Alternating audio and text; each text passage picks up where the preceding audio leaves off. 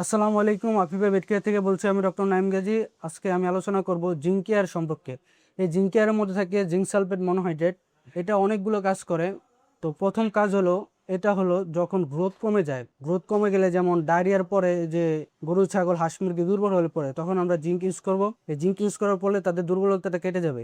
আবার যখন ভ্যাকসিনেশন করি, ভ্যাকসিনেশনের পরও দেখা যায় যে হাঁস মুরগি গরু ছাগল এগুলো দুর্বল হয়ে পড়ে, তখন আমরা এটা ইউজ করতে পারি। তারপর হলো যখন প্রোডাকশন কমে যায়, আমরা দেখি যে মুরগির প্রায় এগ প্রোডাকশন কমে যায়, এগ সেল দুর্বল হয়ে পড়ে, তখন আমরা ক্যালসিয়ামের সাথে এই জিঙ্ক সালফেট ইউজ করতে পারি। জিঙ্ক সালফেট ইউজ করলে আশা করা যায় যে প্রোডাকশন বাড়বে। তারপর হলো যখন লোম পড়ে যায়, লোম পড়ে গেলে এটা খুবই ভালো কাজ করে। আমরা এটা জিঙ্ক সালফেট যদি ইউজ করি, আশা করা যায় লোম পড়া থেকে পরিত্রাণ পাবো। তো এই সকল সমস্যার সম্মুখীন হলে আমরা এই জিঙ্ক সালফেট ইউজ করব, এবং অবশ্যই ডাক্তারের পরামর্শ মতো ইউজ করব, সঠিক ডোসে ইউজ করব। ইউজ করলে আশা করা যায় আমরা এই সকল সমস্যা থেকে মুক্তি পাবো, খামার ভালো থাকবে। আসসালামু আলাইকুম ওয়া রাহমাতুল্লাহি ওয়া বারাকাতুহু।